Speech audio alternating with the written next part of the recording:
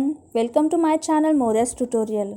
आज हम एक छोटा सा माइक्रोबायोलॉजी का टॉपिक पढ़ेंगे जो एग्ज़ाम में हमेशा पूछा जाता है। आज हम बैक्टीरियल ग्रोथ और बैक्टीरियल काउंट्स के बारे में पढ़ेंगे।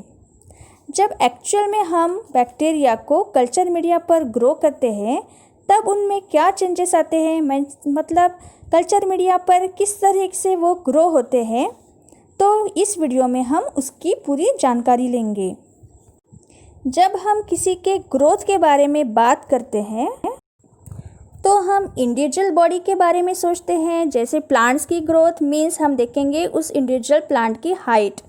लेकिन जब हम बैक्टीरियल ग्रोथ बोलते हैं इसका मीनिंग ये नहीं कि बैक्टीरिया का साइज़ बढ़ना, बल्कि बैक्टीरियल सेल्स कितने नंबर में बढ़े means increase in number of bacterial cells.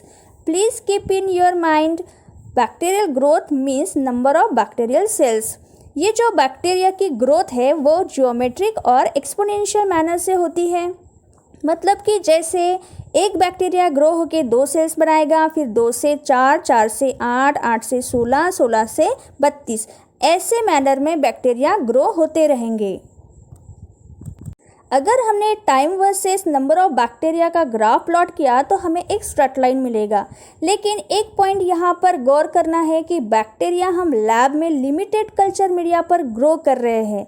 जैसे कि फॉर एग्जांपल हमने 30 से 40 न्यूट्रिएंट ml मीडिया बनाया है और उस पर बैक्टीरिया ग्रो कर रहे हैं। अब कल्चर मीडिया में डाले हुए न्यूट्रिएंट्स भी हमने तय किए, यानी वो लिमिटेड रहेंगे। लेकिन बैक्टीरिया का रिप्रोडक्शन बहुत फास्ट होता है, उसे हम रोक नहीं सकते। कल्चर मीडिया में जितने भी न्यूट्रिएंट्स हैं वो बैक्टीरिया यूज़ करेगा। एक टाइम आएगा जिस वक्त कल्चर मीडिया के जो न्यूट्रिएंट्स हैं वो ख़त्म होने के कगार पे रहेंगे और फिर आगे ग्रोथ नहीं होगी। यही बैक्टीरियल ग्रोथ हम एक ग्राफ के ज़रिए सीखेंगे जिसे कहते हैं bacterial growth curve. Bacterial growth curve consist 4 phases like phase 1 that is lag phase, then phase 2 that is log phase, and phase 3 is stationary phase, and phase 4 is phase of decline.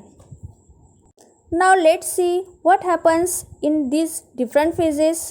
In lag phase में bacteria number increase नहीं होगा क्योंकि bacteria के लिए culture media एक नया environment है। उस एनवायरनमेंट से मेल होने के लिए बैक्टीरिया को थोड़ा टाइम लगेगा। जैसे कि फॉर एग्जांपल रेफ्रिजरेटर में रखे हुए बैक्टीरिया को अगर हमने यूज़ किया या फिर अदर जो हम बार बार ग्रो करते हैं कल्चर्स उनको यूज़ किया, तो ऐसा हो सकता है कि बैक्टीरिया के पास लेस अमाउंट ऑफ एनर्जी हो और नए कल्चर मीडिया पर नए न्यूट्रिएंट को यूज़ करने के लिए बैक्टीरिया को नए एंजाइम्स लगेंगे। तो इस लैग फेज में के टाइम में बैक्टीरिया खुद को तैयार करेगा न्यू एनवायरनमेंट में जीने के लिए। इस फेज में बैक्टीरिया नए एंजाइम्स, मेटाबॉलिक इंटरमीडिएट्स बिल्डअप करेगा और न्यूट्रिएंट्स को यूज़ करेगा, अपना साइज़ बढ़ाएगा। इस फेज़ के लास्ट तक एक मैच्योर बैक्टीरिया बन जाएगा जो कि रिप्रोडक्शन कर सकता है। लैग फेज डिफरेंट बैक्टीरिया के लिए डिफरेंट हो सकता है। अगर हम ओल्ड कल्चर यूज़ कर रहे हैं तो हो सकता है लैग टाइम ज़्यादा लगे, और अगर हम हमेशा ग्रो होने वाले कल्चर यूज़ करते हैं तो शायद लैग टाइम कम हो या फिर ना भी हो। नेक्स्ट है लॉग फेज़। ये फेज़ लैग फेज़ के बाद आती है, मतलब बैक्टीरिया रिप्रोड्यूस करने के लिए पूरा तैयार है। अब एक्चुअल बैक्टीरियल की ग्रोथ स्टार्ट होगी जिसमें बैक्टीरिया खुद को मल्टीप्लाई करेगा जियोमेट्रिक प्रोग्रेशन से। जैसे टाइम बढ़ेगा वैसे वैसे बैक्टीरियल ग्रोथ होती रहेगी। अगर इस टाइम हम लिविंग सेल्स का log versus time graph plot किया तो हमें एक स्ट्रेट लाइन मिलेगी, जैसे कि आप ग्राफ में देख सकते हैं, कुछ इस तरह से मिलेगी आपको। नेक्स्ट है स्टेशनरी फेज़। ये फेज़ लॉग फेज़ के बाद आती है। लॉग फेज़ के बाद एक टाइम ऐसा आएगा कि बैक्टीरिया की डेथ होने लगेगी। डेथ इसीलिए होगी क्योंकि लैग और लॉग फेज़ में बैक्टीरिया मैक्सिमम न्यूट्रिएंट्स यूज़ कर चुके रहेंगे। अब कल्चर मीडिया में न्यूट्रिएंट्स जो है वो कम हो जाएंगे और साथ ही में बैक्टीरिया अपने मेटाबॉलिक प्रोसेसेस में जो टॉक्सिक प्रोडक्ट्स तैयार करते हैं वही मीडिया में एक्सक्रीट करेगा। तो इधर न्यूट्रिएंट्स भी कम और उधर टॉक्सिक प्रोडक्ट्स का एक्यूमुलेशन। इस वजह से जितने न्यू सेल्स तैयार होंगे उतने ही डाई भी होंगे और इसीलिए जो ग्राफ है वो स्टेशनरी रहेगा, रुक जाएगा। ये हुआ स्टेशनरी फेज़ जिसमें ना तो बैक्टीरियल ग्रोथ बढ़ेगी ना ही कम होगी। नेक्स्ट है phase of decline. Stationary phase के बाद न्यूट्रिएंट्स कंटिन्यूअली डिप्लीटेड होते जाएंगे और जो टॉक्सिक प्रोडक्ट्स हैं वो बढ़ते जाएंगे।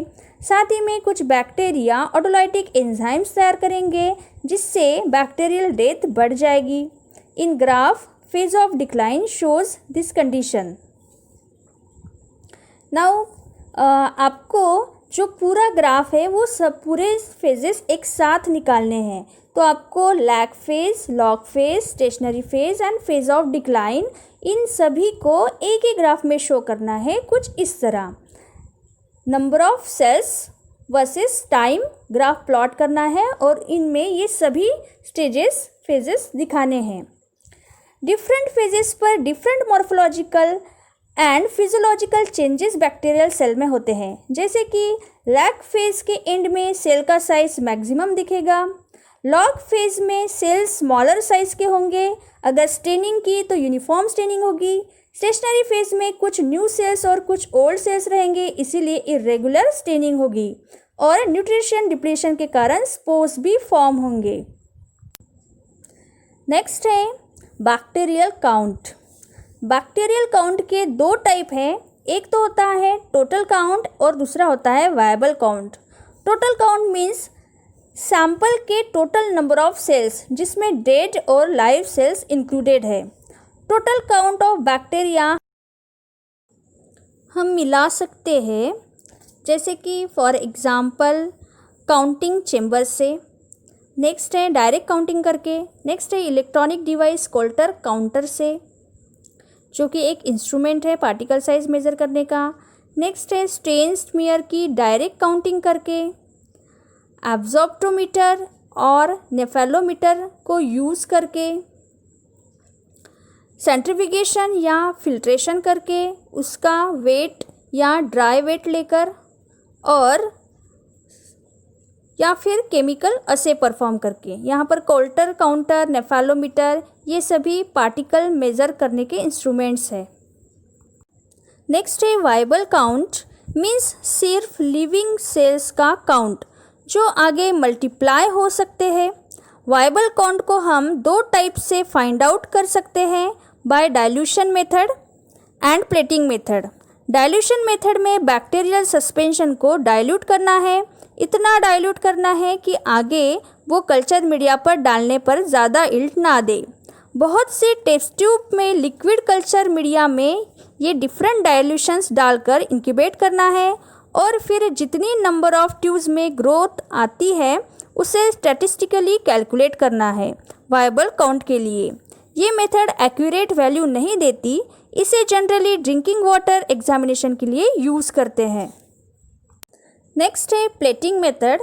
इस मेथड में बैक्टीरियल सस्पेंशन को डिफरेंट डाइल्यूशन करके सॉलिड कल्चर मीडिया की प्लेट्स पर ग्रो कराते हैं। आफ्टर इंक्यूबेशन जो भी कॉलोनीज ग्रो होगी उसे काउंटिंग चेम्बर से काउंट करते हैं जो एक्चुअल वायबल काउंट देता है। तो यहाँ हमारा ये छोटा सा टॉपिक फिनिश होता है। मिलते हैं नेक्स्ट वीडियो में। Thank you very much.